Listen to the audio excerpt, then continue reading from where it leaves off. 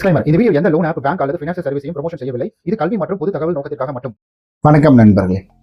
என்னுடைய சிபில் ஸ்கோருக்கு எவ்வளவு லோன் கிடைக்கும், அதாவது என்னுடைய சிபில் ஸ்கோருக்கு எவ்வளவு லோன் கிடைக்கும் அப்படின்றது தான் ஒவ்வொருத்தருடைய மண்டையிலையும் ஓடிக்கிட்டு இருக்கக்கூடிய ஒரு விஷயமா இருக்கும். ஆனால் எங்கிட்ட ஒரு சில பேர் என்ன கேட்டாங்கன்னா, என்னுடைய சிபில் ஸ்கோருக்கு எத்தனை லோன் கிடைக்கும் அப்படின்ற மாதிரி கேட்டிருந்தாங்க. அதாவது ஒரு பேன் கார்டு இப்போ நான் வந்துட்டு இருக்கிறேன்னா எனக்கு மொத்தம் எத்தனை லோன் தான் கொடுப்பாங்க அப்படின்றது தாங்க. ஸோ வீடியோ சுருக்கமாக ரொம்ப தெளிவாக சொல்கிறேன், வீடியோ ஸ்கிப் பண்ணாமல் பாருங்கள்.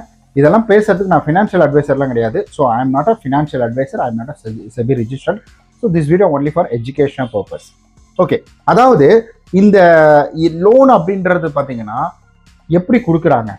ஸோ ரொம்ப சிம்பிளாக சொல்லணும்னா, ஒருத்தர் இருக்கிறாரு, அவர் வந்துட்டு ஒரு கடன் வாங்குறாரு, அந்த கடனை கரெக்டாக கட்டிடுவார். அவருக்கு வந்துட்டு சரியான வருமானம் இருக்குது, அந்த கடனை கட்டுறதுக்கான நம்ம ஒரு 5 லட்ச ரூபா கொடுத்தோம்னா ஒரு 5 வருஷத்துக்குள்ள பார்த்தீங்கன்னா வந்து ஒரு 3 வருஷத்துக்குள்ள இந்த 5 லட்ச ரூபாயை இவர் திரும்ப மாசம் தவணையாக கட்டக்கூடியதுக்கான எல்லா தகுதியும் இருக்கு அப்படின்றத குறிக்கிறது தான். ஸோ அதுதான் மெயின் கான்செப்டே. ரொம்ப சிம்பிளாக சொல்லணும்னா அதுதான்.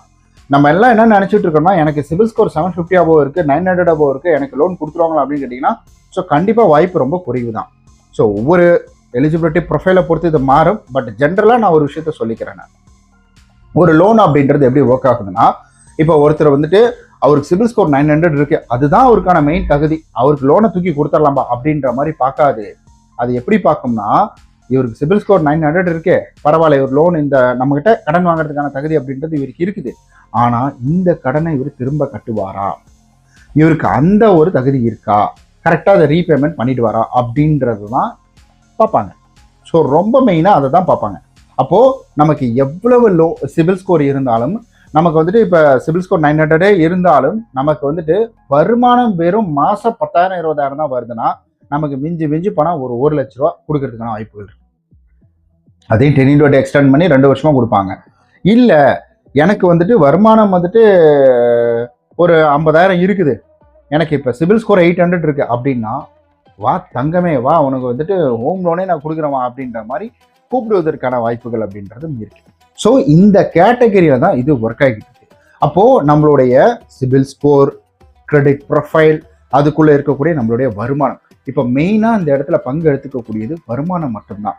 நீங்க என்னதான் அசெட் லோனே வாங்கினாலும், நீங்க காரை வச்சே ஒரு லோனை வாங்கினாலும், ஸோ நகையை வச்சே ஒரு லோனை வாங்கினாலும், அந்த நகையை நம்ம எப்படியோ எடுத்துக்கணும்டா அப்படின்ற மாதிரி வங்கி பார்க்காது.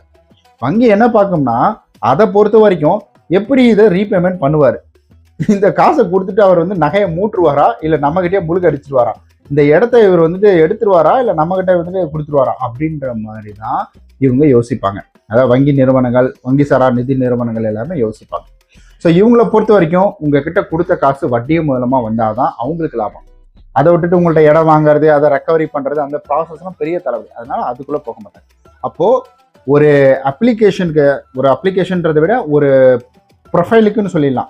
ஒரு ப்ரொஃபைலுக்கு இதுதான் லோன் அப்படின்ற ஒரு விஷயம் கிடையாது.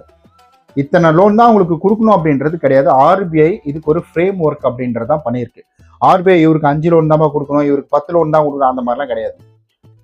பொதுவாக ஆர்பிஐ சொல்றது என்னன்னா, நீ லோன் கொடுக்குறியா, அவங்கள்ட்ட எந்த தொந்தரவும் இல்லாமல் அவங்க அந்த லோனை ரீபேமெண்ட் பண்ணுறதுக்கு எந்த ஸ்ட்ரகிளும் படாமல் ரீபேமெண்ட் பண்ணணும்.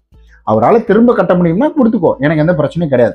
அப்புறம் திரும்ப கட்ட முடியாவிட்ட நீ காசை கொடுத்துட்டு ஸோ நீ போய் அவரை போய் சத்தம் போட்டு அவர்கிட்ட காசு வாங்குறது அப்படின்றது இருக்கக்கூடாது. அப்படின்றது தான் ஆர்பிஐயோட மெயின் விஷயம். ஸோ இந்த லோன் இத்தனை தான் எடுக்கணும் அப்படின்றதுக்கு நோ லிமிட். ஸோ அது நம்மளுடைய சம்பளம், அந்த நிதி நிறுவனம், அந்த வங்கி சாரா நிதி நிறுவனமோ அல்லது வங்கியோ அவங்க வந்துட்டு லோன் கொடுக்கக்கூடிய கெப்பாசிட்டி, அவங்களுடைய டேர்ம்ஸ் அண்ட் கண்டிஷன் இதெல்லாம் பொறுத்து இது மாறும் அப்படின்றத நம்ம எப்பவுமே மறந்துடக்கூடாது. ஸோ கண்டிப்பாக இந்த பதிவில் உங்களுக்கு ஏதேனும் சந்தேகம் இருக்கும், அப்படி இருந்ததுன்னா கீழே மறக்காம கமெண்ட் பண்ணுங்க, நான் கண்டிப்பாக ரிப்ளை அப்படின்றது கொடுக்குறேன். ஸோ நிறைய பேருக்கு ரிப்ளை கொடுத்துக்கிட்டு தான் இருக்கிறேன். ஸோ இந்த வீடியோவை இவ்வளோ தூரம் பார்த்ததுக்கு ரொம்ப நன்றி. மறக்காமல் நம்மளுடைய வாட்ஸ்அப் சேனல், இன்ஸ்டாகிராம் சேனல், டெலகிராமில் ஜாயின் பண்ணிக்கோங்க.